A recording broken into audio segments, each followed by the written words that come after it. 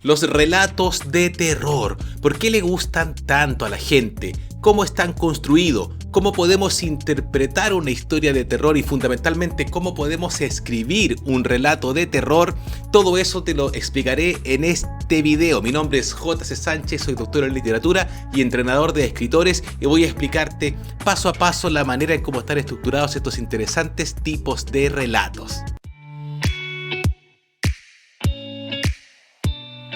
Me entusiasma mucho hacer esta clase porque voy a tener la posibilidad de conversar acerca de uno de mis autores favoritos y probablemente también uno de tus autores favoritos, como es Edgar Allan Poe. ¿Y por qué te lo digo? Porque para poder explicarte en qué consiste un relato de terror voy a recurrir a un ejemplo. Vamos a leer el cuento El corazón delator de Edgar Allan Poe para poder determinar la manera en que está estructurado y, por supuesto, qué es lo que significa y de qué forma tú, tomando como ejemplo ese relato, podrías escribir también tu propio relato de terror. Y no solamente eso, sino que aprovechando la teoría de lo siniestro de Sigmund Freud, vamos a darle una mirada a uno de los personajes icónicos del cine de terror, como es Freddy Krueger, para que veamos qué nos puede enseñar él acerca de esta estructura. Pero antes de comenzar, quiero sugerirte de que te suscribas a este canal porque, ya lo sabes, estoy subiendo constantemente contenido que te puede interesar respecto de teoría literaria, creación narrativa, etc. Y por supuesto, si te gusta este video, déjame un like y si tienes alguna duda o consulta, déjamela en los comentarios porque siempre estoy muy atento a responder. Comenzamos entonces con una cita de un autor que seguramente tú conoces. Él es Lovecraft, uno de los más conocidos autores del género de terror, quien dice lo siguiente: la emoción más antigua y más intensa de la humanidad es el miedo, y el más antiguo y más intenso de los miedos es el miedo a lo desconocido. ¿Qué es el miedo? ¿Qué es el temor? ¿Por qué nos atrae tanto sentir ese tipo de sensaciones? Ya lo sabes, un texto narrativo, incluida una película, una novela, un cuento, etc., tiene como función principal emocionar a sus lectores, a sus espectadores, a sus destinatarios en general. Y hay diferentes tipos de emociones, y por supuesto que una de esas emociones es el miedo. El miedo es cierto tipo de ansiedad que está relacionada, tal como dice aquí Lovecraft, con el temor a lo desconocido. Por supuesto que lo desconocido nos causa temor, nos causa una sensación de ansiedad fundamentalmente. ¿Por qué? Porque aquello que es desconocido es muy difícil que ingrese dentro de nuestro campo de conocimiento. Por ejemplo, no hay palabras para representar aquello desconocido, aquello completamente extraño.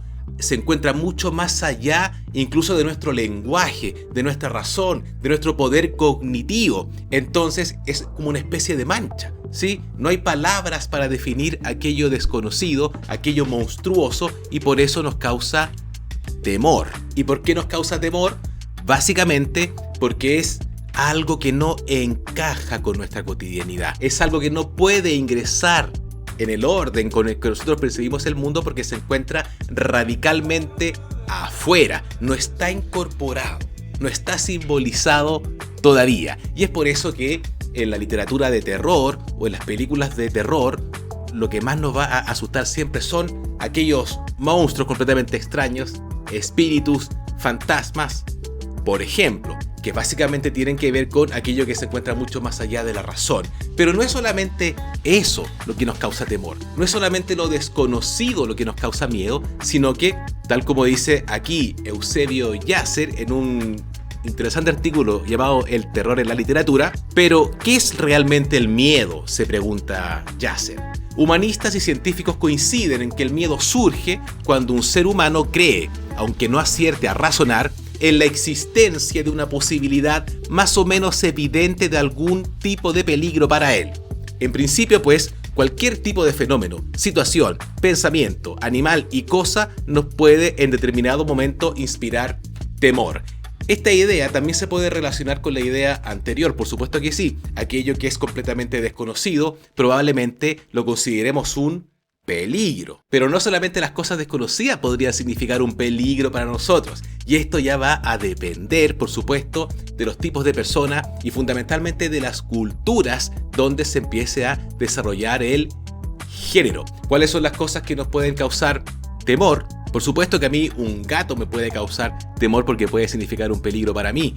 Una ventana me puede causar temor, los autos, las escaleras, las arañas, los globos, los payasos, etc. Aquello que representa un peligro para mí puede adoptar diferentes formas. Sin embargo, dice Eusebio Yacet, podríamos identificar ciertos miedos atávicos, ciertos miedos generales para los seres humanos, como son estos 4 que están aquí: la pérdida de la identidad, la sumisión, la mutilación y la muerte.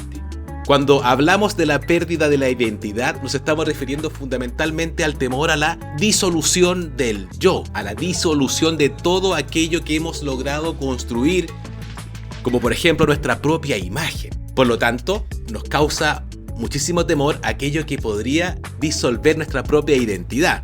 Así también la sumisión, por ejemplo la esclavitud, ser esclavo de un otro, estar sometido a un otro y no tener libertad, la pérdida de la libertad. La mutilación, qué decir, hay todo un género de terror que tiene que ver específicamente con eso, con la tortura, con el abuso físico, con los golpes, con las carnicerías humanas, etc. Y por supuesto, la muerte. Los asesinos también son un componente importantísimo en los relatos y en las películas de terror, porque básicamente lo que están haciendo es disolver completamente el yo. Así que si bien los elementos que te pueden ocasionar temor porque significan un peligro para ti, sean conocidos o desconocidos, pueden ser muchísimos, podríamos decir que existen ciertos miedos generales que la literatura de terror explota constantemente. Pero demos un paso más en el análisis y hablemos acerca de Sigmund Freud. Sigmund Freud tiene un ensayo muy interesante que se llama Lo Siniestro, donde analiza un cuento muy famoso de la tradición romántica alemana, escrito por Hoffmann, y el cuento se llama El hombre de arena. No voy a hablar ahora acerca del hombre de arena, pero sí de la teoría de Freud, porque Freud dice lo siguiente: conectando el concepto de lo siniestro con una forma de filósofo Schilling, llega a decir que lo ominoso o lo siniestro, lo espantoso, lo terrible, lo desconocido, es algo que, destinado a permanecer oculto, sin embargo, ha salido a la luz. Y esta idea es muy interesante por lo siguiente: aquello que debía estar oculto es aquello que debía permanecer reprimido. Es decir, dentro de la tópica freudiana, donde la psiquis se divide entre el consciente o la conciencia del yo y el ello o el inconsciente, donde está esta barrera del super yo, que básicamente lo que hace es reprimir que nos salgan esos impulsos inconscientes.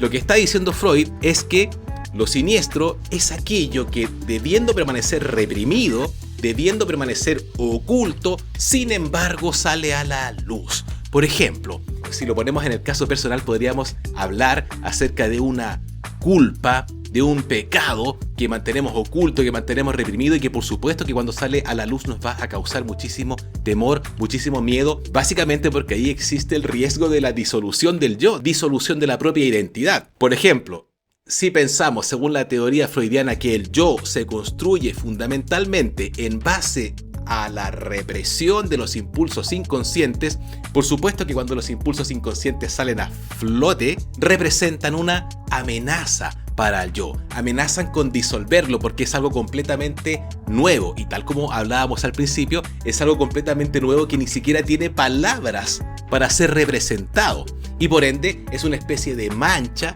que nos pone siempre en tensión, y en tensión fundamentalmente porque tememos que nuestro yo, que nuestra identidad se disuelva. Con esta idea en mente, quisiera proponerte entonces leer un texto, y leer un gran texto del conocidísimo escritor Edgar Allan Poe, considerado como uno de los referentes del género de terror del siglo XIX. Así que, sin más, ponte cómoda, ponte cómodo, porque vamos a leer el cuento publicado en 1843, que quizás conozcas, pero nunca está de más volverlo a releer, llamado El corazón delator.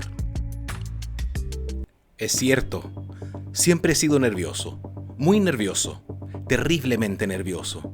¿Pero por qué afirman ustedes que estoy loco? La enfermedad había agudizado mis sentidos, en vez de destruirlos o embotarlos, y mi oído era el más agudo de todos. Oía todo lo que puede oírse en la tierra y en el cielo. Muchas cosas oí en el infierno. ¿Cómo puedo estar loco entonces?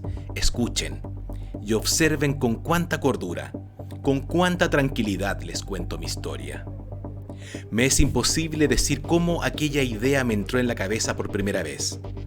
Pero una vez concebida, me acosó noche y día.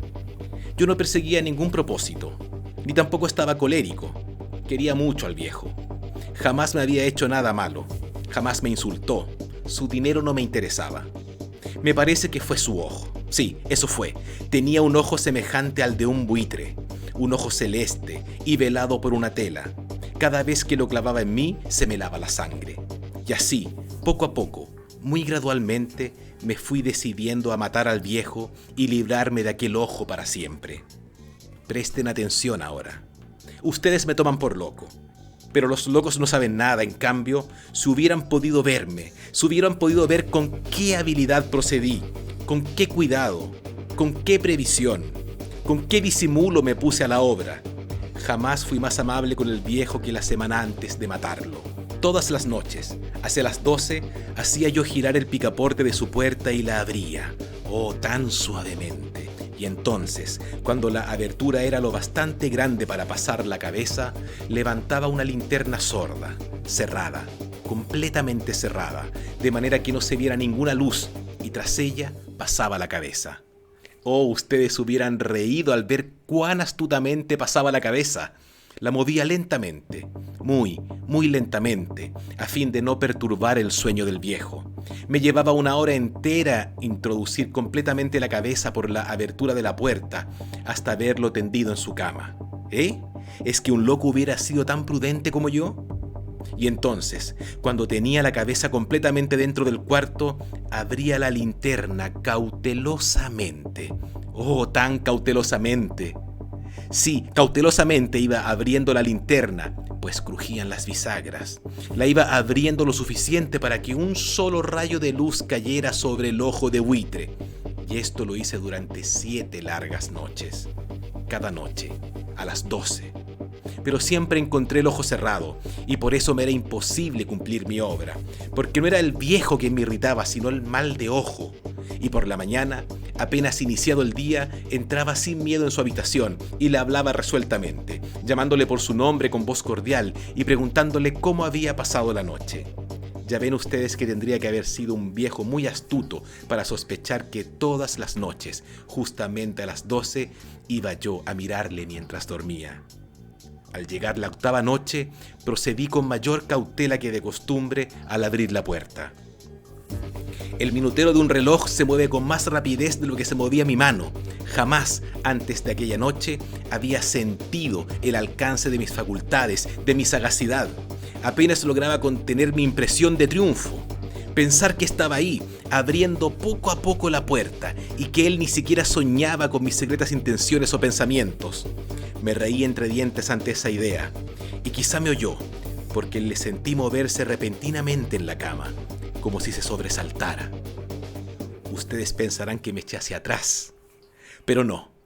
Su cuarto estaba tan negro como la pez, ya que el viejo cerraba completamente las persianas por miedo a los ladrones. Yo sabía que le era imposible distinguir la abertura de la puerta, y seguí empujando suavemente. Había ya pasado la cabeza y me disponía a abrir la linterna cuando mi pulgar resbaló en el cierre metálico y el viejo se enderezó en el lecho gritando: ¿Quién está ahí? Permanecí inmóvil, sin decir palabra. Durante 1 hora entera no moví ni un solo músculo, y en todo ese tiempo no oí que volviera a tenderse en la cama. Seguía sentado, escuchando, tal como yo lo había hecho noche tras noche, mientras escuchaba en la pared los taladros cuyo sonido anuncia la muerte. Oí de pronto un leve quejido, y supe que era el quejido que nace del terror. No expresaba dolor o pena, oh no, era el ahogado sonido que brota del fondo del alma cuando el espanto la sobrecoge. Bien conocía yo ese sonido. Muchas noches, justamente a las 12, cuando el mundo entero dormía, surgió de mi pecho, ahondando con su espantoso eco los terrores que me enloquecían. Repito que lo conocía bien. Comprendí lo que estaba sintiendo el viejo y le tuve lástima, aunque me reía en el fondo de mi corazón. Comprendí que había estado despierto desde el primer leve ruido, cuando se movió en la cama. Había tratado de decirse que aquel ruido no era nada, pero sin conseguirlo. Pensaba, no es más que el viento en la chimenea, o un grillo que chirrió una sola vez. Sí, había tratado de darse ánimo con esas suposiciones, pero todo era en vano. Todo era en vano, porque la muerte se había aproximado a él, deslizándose furtivamente y envolvía a su víctima. Y la fúnebre influencia de aquella sombra imperceptible era lo que le movía a sentir, aunque no podía verla ni oírla, a sentir la presencia de mi cabeza dentro de la habitación. Después de haber esperado largo tiempo, con toda paciencia, sin oír que volviera a acostarse, resolví abrir una pequeñísima ranura en la linterna. Así lo hice. No pueden imaginarse ustedes con qué cuidado, con qué inmenso cuidado, hasta que un fino rayo de luz, semejante al hilo de la araña, brotó de la ranura y cayó de lleno sobre el ojo de buitre. Estaba abierto de par en par, y yo empecé a enfurecerme mientras le miraba.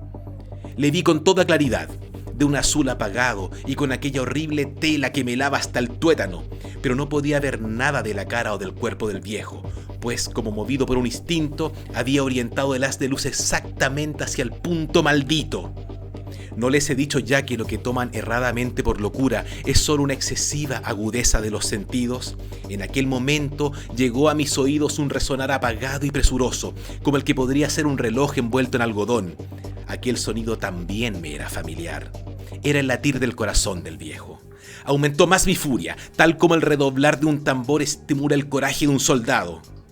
Pero incluso entonces me contuve y seguí callado. Apenas sí respiraba. Sostenía la linterna de modo que no se moviera, tratando de mantener con toda la firmeza posible el haz de luz sobre el ojo. Entretanto, el infernal latir del corazón iba en aumento. Se hacía cada vez más rápido, cada vez más fuerte, momento a momento. El espanto del viejo tenía que ser terrible. Cada vez más fuerte, más fuerte. ¿Me siguen ustedes con atención? Les he dicho que soy nervioso, sí lo soy, y ahora, a medianoche, en el terrible silencio de aquella antigua casa, un resonar tan extraño como aquel me llenó de un horror incontrolable. Sin embargo, me contuve todavía unos minutos y permanecí inmóvil, pero el latido crecía cada vez más fuerte, me pareció que aquel corazón iba a estallar, y una nueva ansiedad se apoderó de mí. Algún vecino podría oír aquel sonido. La hora del viejo había sonado. Lanzando un alarido, abrí del todo la linterna y me precipité en la habitación. El viejo clamó una vez, nada más que una vez. Me bastó un segundo para arrojarle al suelo y echarle encima el pesado colchón. Sonreí alegremente al ver lo fácil que me había resultado todo, pero durante varios minutos el corazón siguió latiendo con un sonido ahogado. Claro que no me preocupaba, pues nadie podría escucharlo a través de las paredes. Cesó por fin de latir. Sí, estaba muerto, completamente muerto. Apoyé la mano sobre el corazón y la mantuve así largo tiempo. No se sentía el menor latido. El viejo estaba bien muerto. Su ojo no volvería a molestarme. Si ustedes continúan tomándome por loco, dejarán de hacerlo cuando les describa las astutas precauciones que adopté para esconder el cadáver. La noche avanzaba, mientras yo cumplía mi trabajo con rapidez, pero en silencio. Ante todo, descuarticé el cadáver. Le corté la cabeza, brazos y piernas. Levanté luego 3 planchas del piso de la habitación y escondí los restos en el hueco. Volví a colocar los tablones con tanta habilidad que ningún ojo humano, ni siquiera el suyo, hubiera podido advertir la menor diferencia. No había nada que lavar, ninguna mancha, ningún rastro de sangre. Yo era demasiado precavido para eso. Una cuba había recogido todo. Cuando hube terminado mi tarea, eran las 4 de la madrugada, pero seguía tan oscuro como a medianoche. En momentos en que se oían las campanadas de la hora, golpearon a la puerta de la calle. Acudí a abrir con toda tranquilidad, pues, ¿qué podía temer ahora? Hallé a 3 caballeros, que se presentaron muy civilmente como oficiales de policía. Durante la noche, un vecino había oído un alarido, por lo cual se sospechaba de la posibilidad de algún atentado. Al recibir este informe en el puesto de policía, habían comisionado a los 3 agentes para que registraran el lugar. Sonreí, pues, ¿qué tenía que temer? Di la bienvenida a los oficiales y les expliqué que yo había lanzado aquel grito durante una pesadilla. Les hice saber que el viejo se había ausentado a la campaña. Llevé a los visitantes a recorrer la casa y los invité a que revisaran bien. Finalmente, acabé conduciéndolos a la habitación del muerto. Les mostré sus caudales intactos y cómo cada cosa se hallaba en su lugar.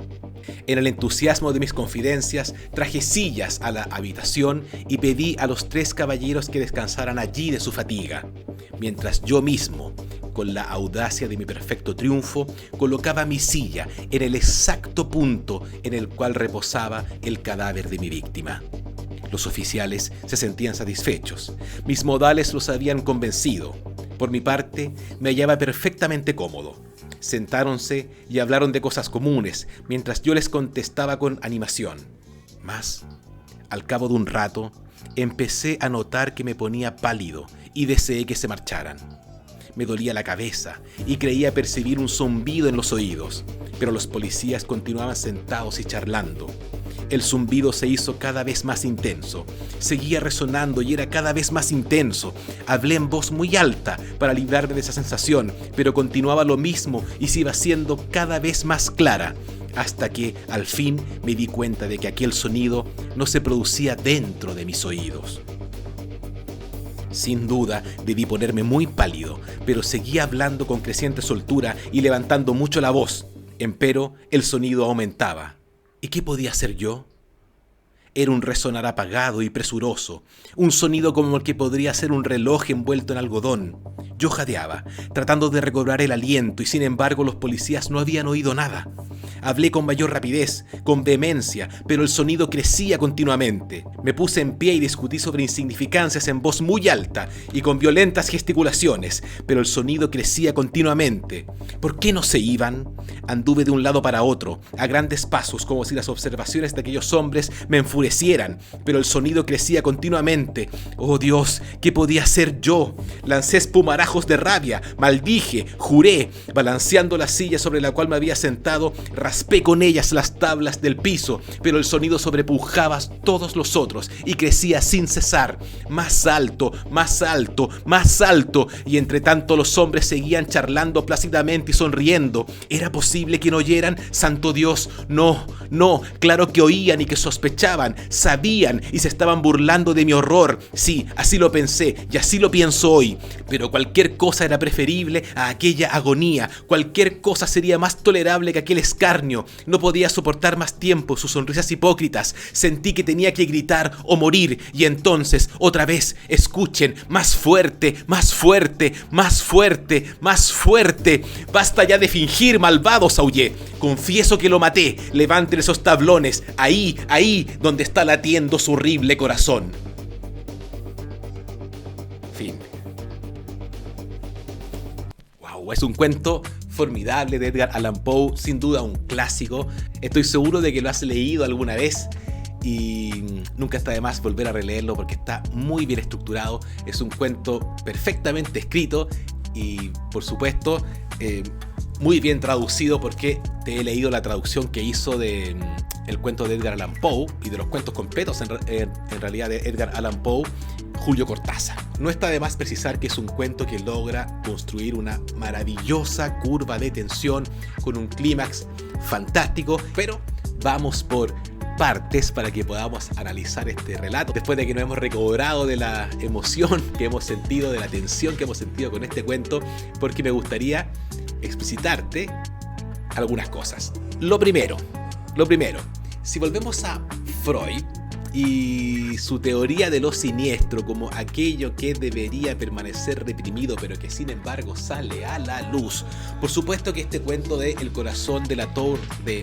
Poe es un excelente ejemplo. ¿Por qué? Porque muy gráficamente lo que está haciendo Poe es lo siguiente: está el crimen, el cadáver que el protagonista ha escondido bajo las tablas, y quienes llegan después de que se ha cometido el crimen es precisamente la ley, el orden, la moral, la cultura, como lo quieras ver simbólicamente, y que en la teoría psicoanalítica podría representar a ese superyo, al superyo que está encargado de reprimir al inconsciente, al ello.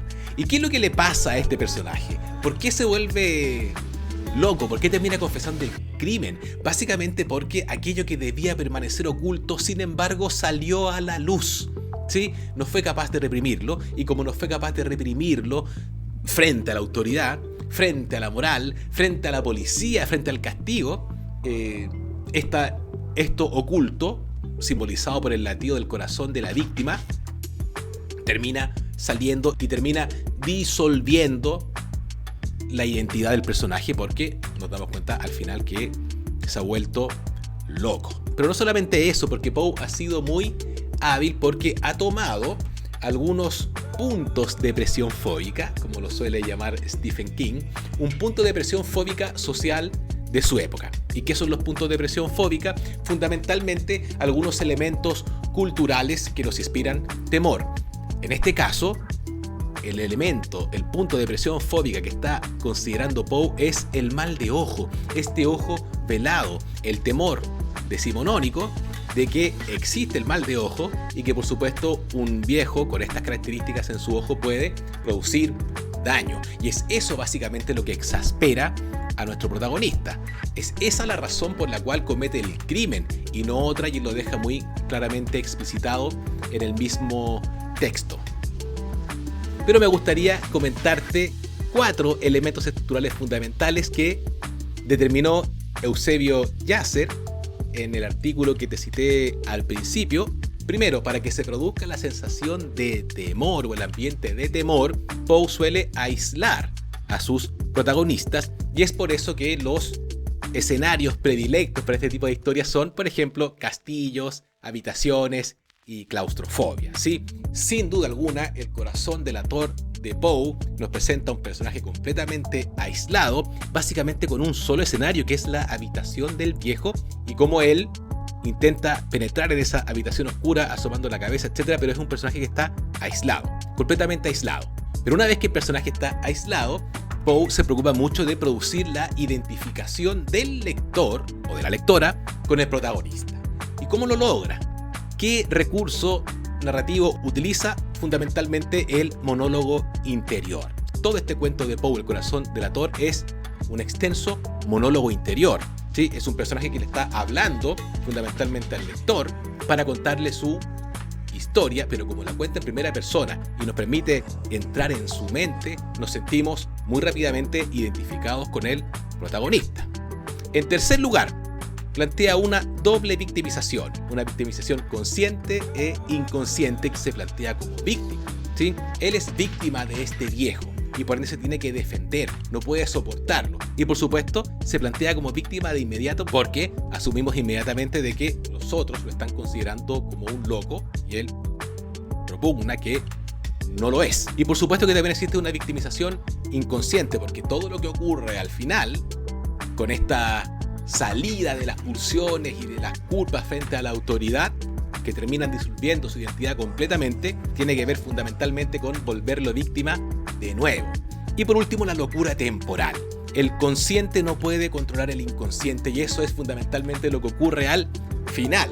Nuevamente, como las pulsiones inconscientes que están simbolizadas en el latido del corazón de la víctima son tan poderosas, simplemente terminan volviendo loco, disolviendo la identidad, disolviendo la conciencia del protagonista. ¿Por qué te cuento todo esto? Porque si estás escribiendo un relato de terror, yo te recomiendo que pongas atención a estas perspectivas teóricas.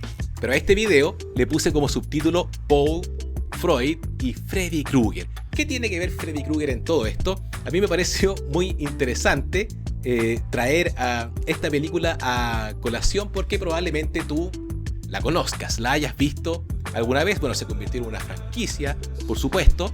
Como todas las películas que se terminan convirtiendo en franquicia, probablemente la pesadilla número 5, 6, 7 ya no son tan buenas como la primera. De hecho, la primera es tan buena que logró inclusive generar una franquicia, ¿sí? Ese éxito tuvo. Pues bien, Pesadilla en la calle Elm es una película de 1984 y fue dirigida por el director Wes Craven.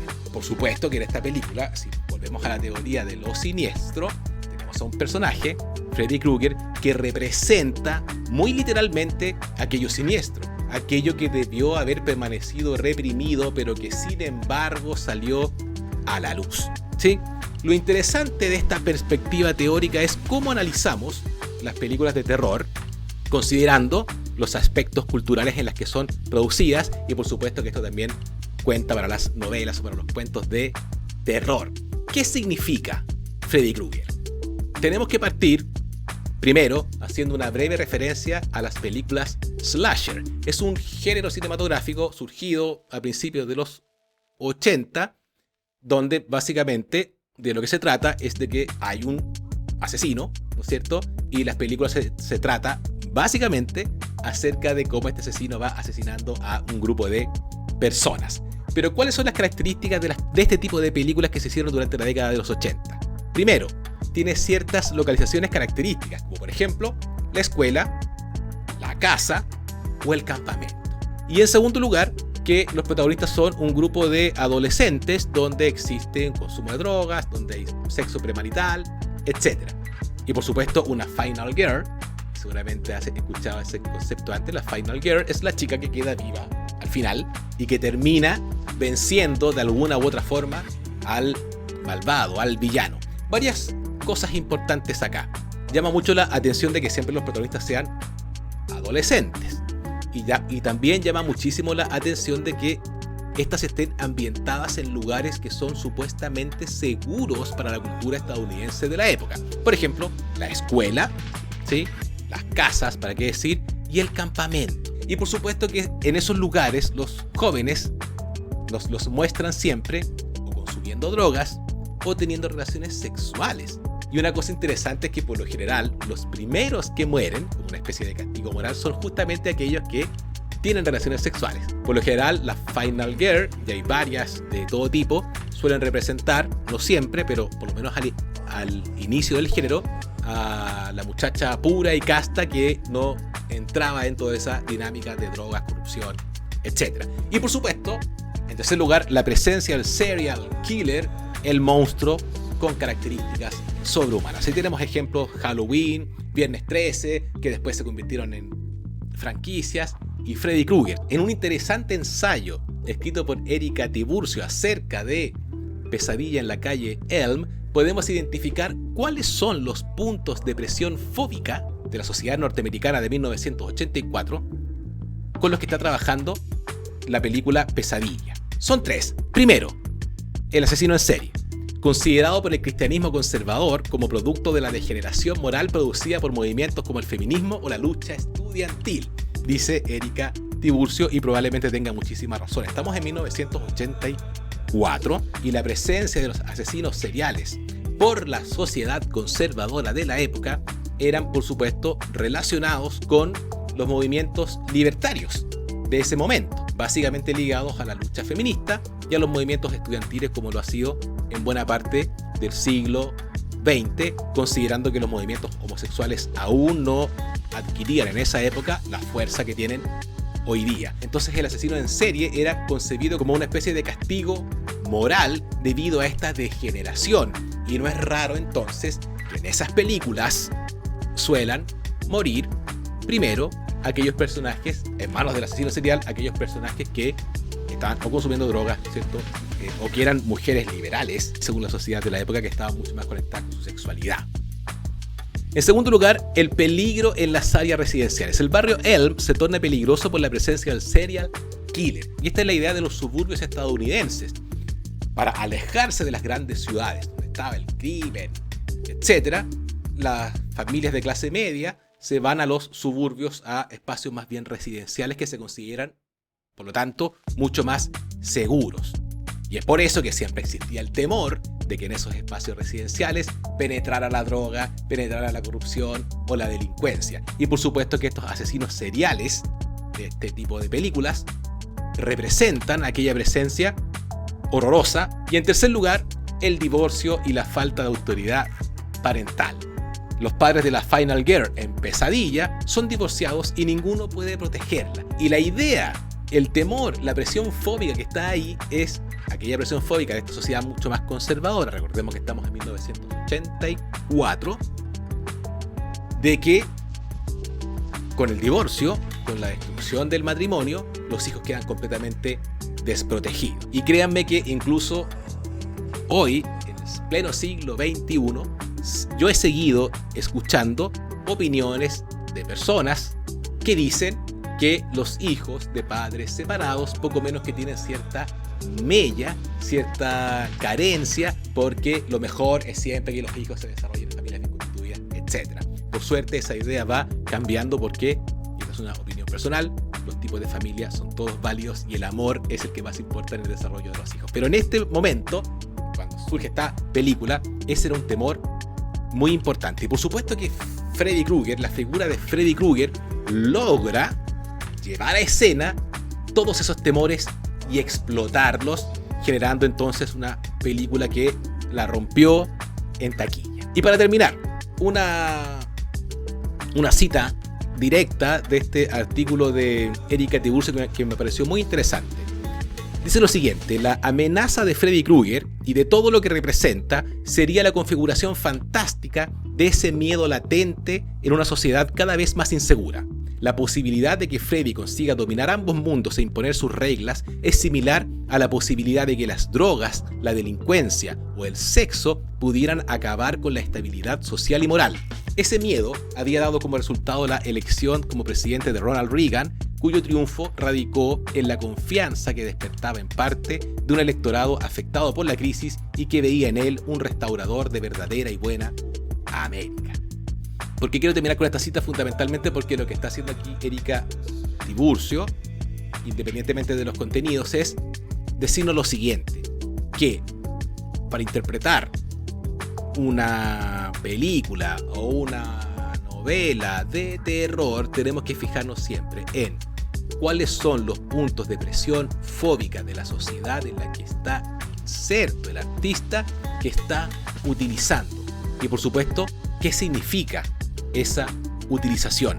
Estoy seguro que si te fijas en estos elementos y haces un análisis similar al que hace Erika Tiburcio respecto de las películas de Freddy Krueger, vas a poder captar y vas a poder construir, si es que es tu deseo, excelentes relatos de terror. Entonces, para recapitular, tienes que recordar que si quieres escribir un relato de terror tan maravilloso como los de Edgar Allan Poe, tienes que fijarte en lo siguiente. Primero, que aquello que produce terror es un asunto que, debiendo haber permanecido reprimido, sin embargo sale a la luz.